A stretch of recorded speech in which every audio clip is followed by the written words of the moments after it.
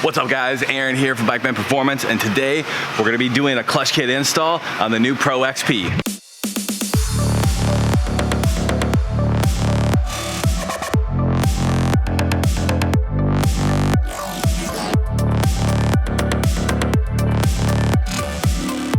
Alright.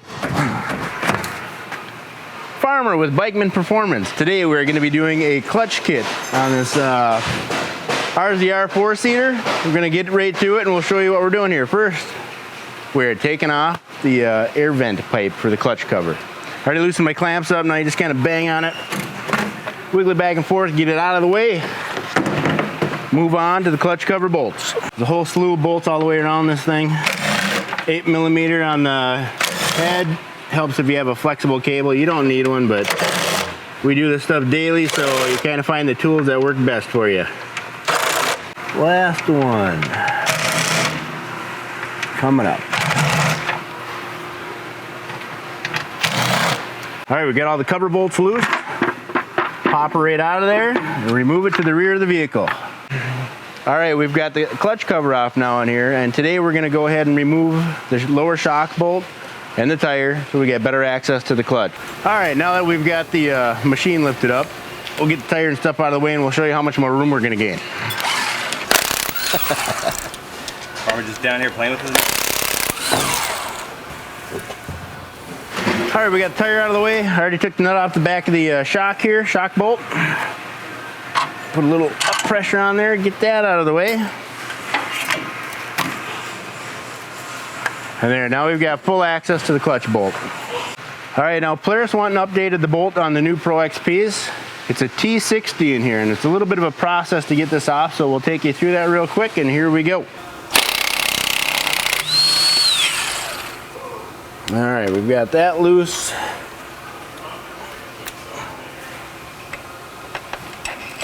Kind of use that to cheat it out. All right, now what I like to do next is take this cover off, and you'll see why here in just a second. Kind of take them off in a staggered pattern so you don't load all to one side at once.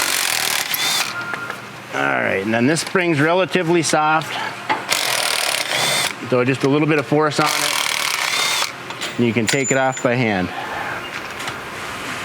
A little bobblehead.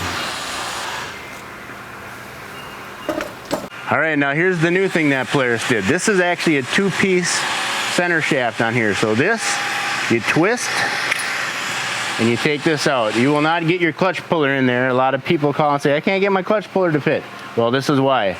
This is now a separate piece on here, and the threads for the puller are now deeper inside the clutch. So this needs to come off. That's the reason why we take off the outer cover first. All right, and be sure to take note, the black washer goes to the inside and the big concave washer goes towards the barrel of the clutch part here, all right? All right, now here's the new style clutch puller you need for this clutch. Be sure to lube your threads up before you go and use this. It just helps take the load off the threads and put it onto the tip of the puller where it should be. A lot of the time people don't lube them up. You can end up bending clutch puller. A lot of times these things bend anyway. These clutches can really be on here.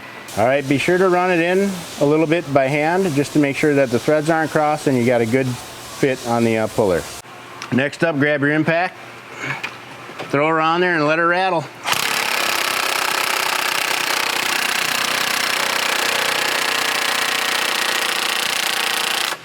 Now it's not uncommon for the clutch not to come off after you just put an impact on it. So what we're going to do is take a small hammer and tap on the end of the puller.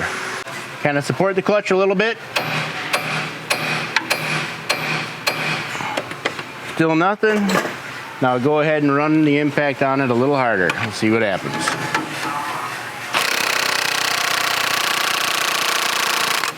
No movement.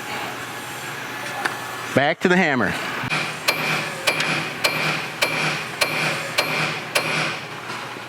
We might have to go to a bigger hammer. We had to upgrade.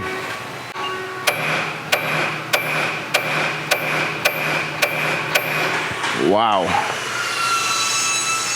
At this point, we're going to pull the puller out and make sure that the puller isn't bending.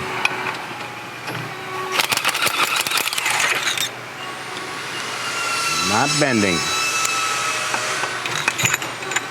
Again, start by hand. There it went.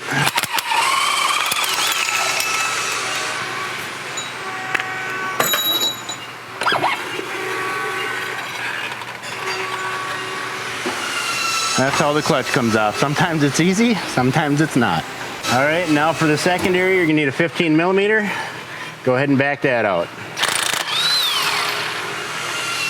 You got pretty good Loctite on these, so don't be afraid to hit it with a big gun to take it off. After you get your bolt out, you'll notice there should be a stack of shims that come out with this bolt. Make sure you get all of the shims out. This is important to keep your clutch in alignment and don't lose any. A little bit of pressure, these things pop right off. And now we'll take everything to the bench and get started up on that side. All right, now we're on the bench. We're gonna go ahead and pull the weights out of this. Now you're gonna need a 3/8 and a 1/8 Allen, and go ahead and run these guys loose.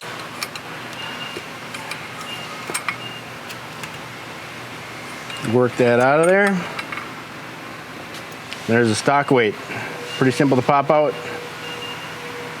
We'll go ahead and take out all 3 of these, and then we'll show the install of the new ones.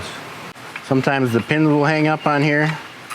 Well, it's a good idea also, before you take this over to the bench, take it outside of your garage and blow it out with compressed air if you have an air compressor. These things get really dirty.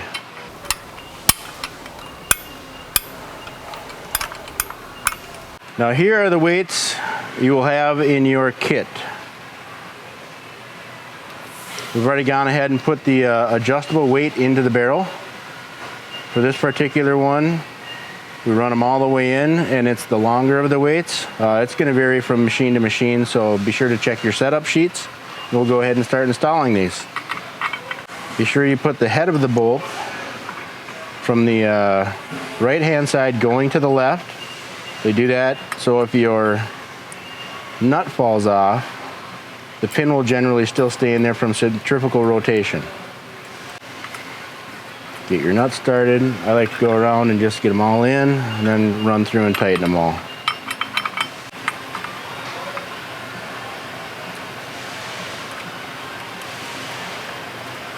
On to the last one.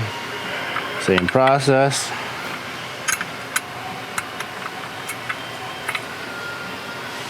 And be sure to check your pins for wear too when you have them out at this point. These ones were fine.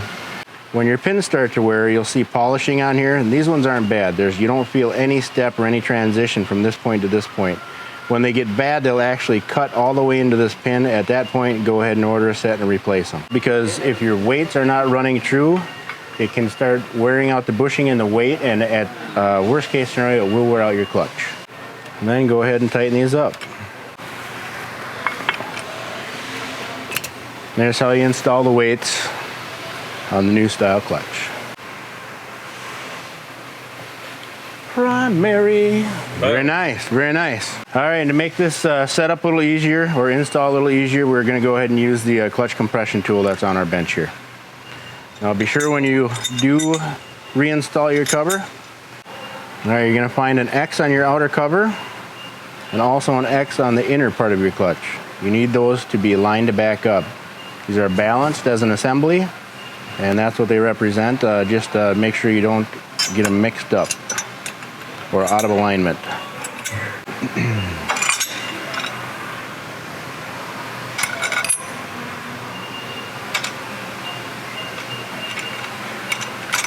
All right, now we are compressing the cover down, putting light pressure up on here. You can see the bolts are all free now.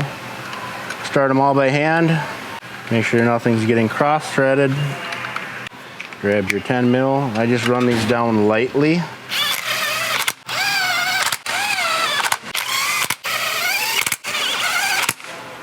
All right, now that they're all lightly secured, I take it back out of the tool and I will torque them on the bench. According to the book, clutch cover bolts get torqued to 15 foot-pounds. Go ahead and torque them. And you're going to want to do a crisscross pattern on here. Give it a little bear hug.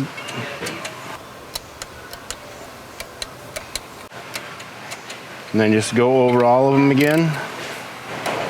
And be sure they're at 15 foot-pounds.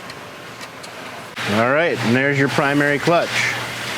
It's also a good idea at this time, we just like to take a Scotch-Brite pad, go ahead and clean up your clutch surfaces. It don't take much. It just takes the polish off. They kind of get a little bit of a glazing from the belt running on them.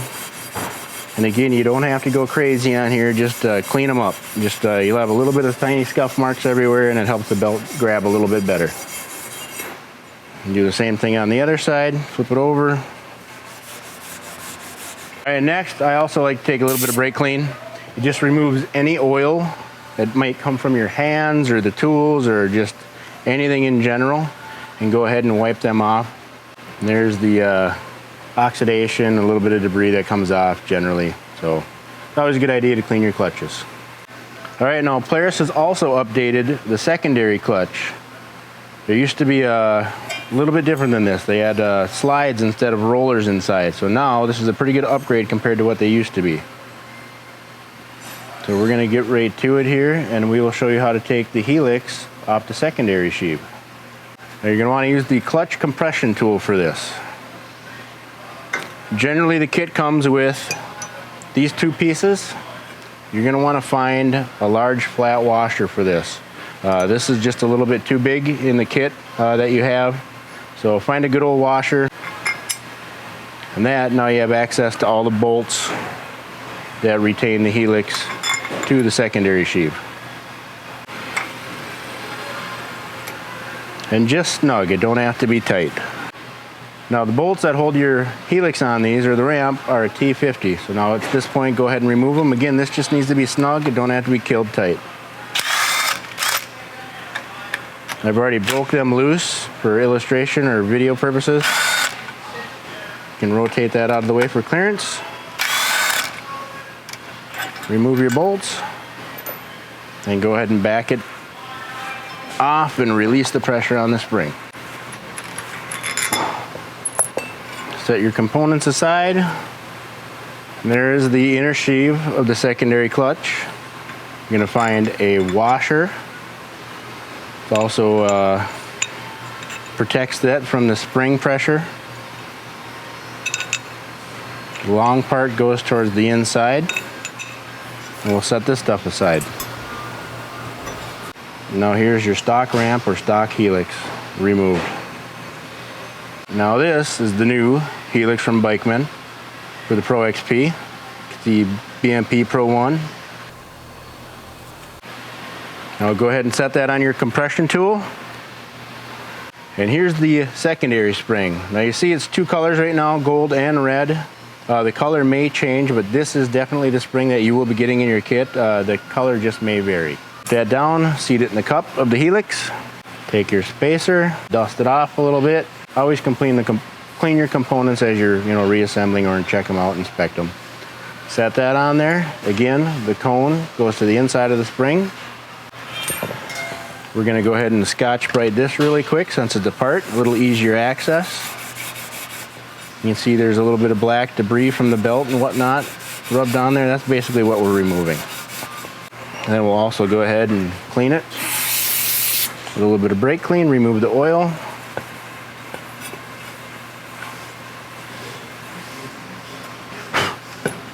And we will reinstall this.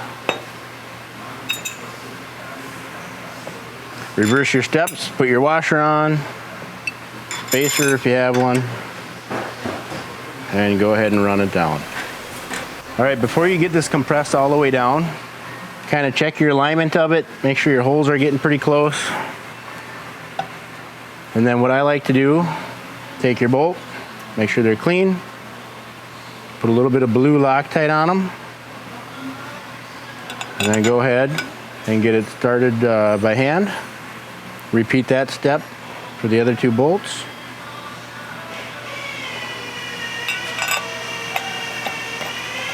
Make sure everything's aligned. This will help guide the secondary sheave the rest of the way onto the helix or ramp. All right, they're all started by hand. Now we're gonna run it the rest of the way down. And take my little gun, run them snug.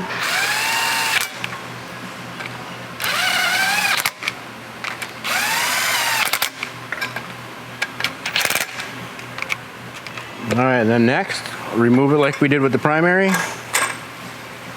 And I like to do the final torque on the bench. T50, and these ones are 32 foot-pounds for this particular clutch, which is the Pro XP. Again, go ahead and bear hug it a little bit.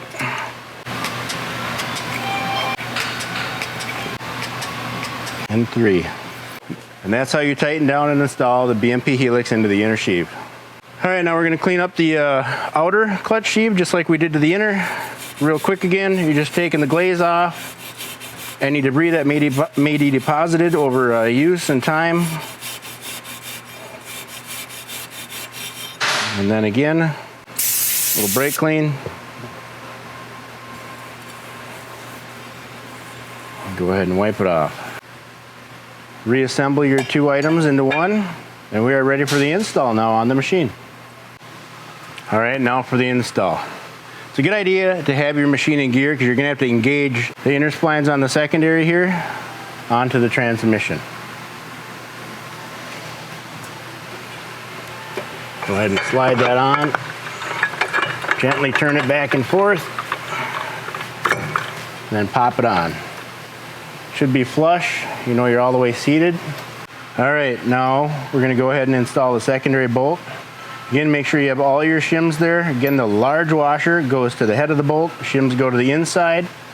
I put a little grip of Loctite on here, and we'll go ahead and install it. Make sure you get all your shims all the way into place as you're putting it in. I like to hold it in with the outer washer so you don't pinch or bend any of the shims when you're installing. I'm going to go ahead and give this a little rattle. All right, the secondary bolt is 43 foot-pounds. You're going to want to put a pair of gloves on. Grab on, it's pretty tight. And that's how you torque the secondary. All right, good idea also to go ahead and check your belt. If you've got an old or worn belt, go ahead and replace it at this time since you're in here. It'll save you the hassle when they blow. So check it all out good, make sure there's no cracks, frays. All right, now we'll go ahead and slide the belt on. You should be able to read this when you put it on. You do not want your numbers upside down. These are directional, so make it so you can read it. Slide it over the secondary. Pull it in a little bit. And next up, grab the primary. Okay, we've got the primary in the belt. I'm going to go ahead and take the Polaris tool, run it into the secondary. This is going to spread the sheave on here, or the sheaves of the secondary, and allow the belt to come down, allowing us to put the primary onto the engine a little bit easier. You're going to want to take your primary bolt, go ahead and reinstall it. Start everything by hand so you do not cross thread it. And we're going to run it in lightly with the 1/2-inch gun. All right, now we'll go ahead and torque it. Torque setting for the primary clutch on this Pro XP is 140. Quite a bit. You're going to want to grab a large pry bar, your torque wrench. When you're inserting a pry bar into the secondary, you don't want to go between the towers where the actual spider slides in and out. You can damage them. So what we like to do is go through here. So you're going from tower, the large window to large window. And we'll go ahead and rotate the motor backwards.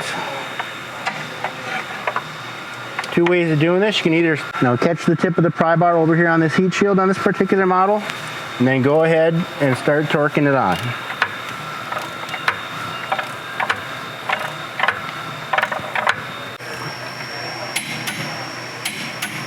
There you go. I only double click on these. Each time you click, it can tend to pull the clutch on tighter, so once is good enough or twice is good enough. Then we'll go ahead and back out the tool we use to spread the secondary sheaves. Good idea to lubricate these two when you're using them, just to go easy on the threads. Then you're going to want to rotate secondary, and that will get your belt back to the position it should be in. And there we are. Now we're ready to install the outer cover. Setting myself up with a wobble at 8 mil. Go ahead and take your cover. Line your holes up. Again, a good idea to start everything by hand, especially if you're using power tools. Super easy to cross thread these.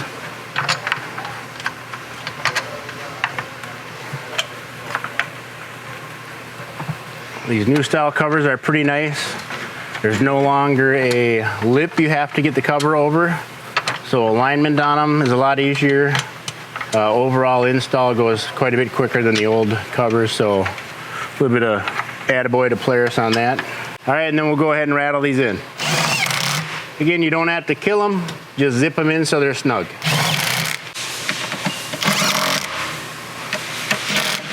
And there we are.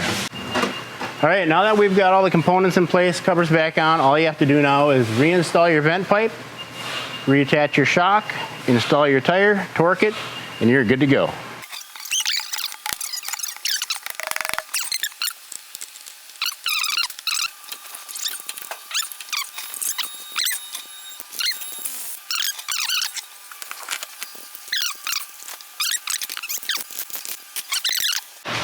All right, guys, that's how you install a Bikeman Performance Stage 2 clutch kit and a Pro XP. If you like these videos, make sure to like and subscribe. If you want to get more of these kind of products, go check out our website at bikemanperformance.com. Other than that, we're done here.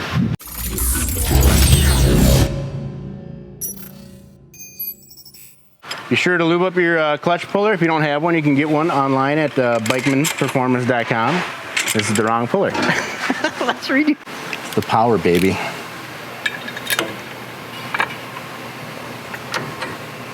There, that's a real 43 foot-pounds.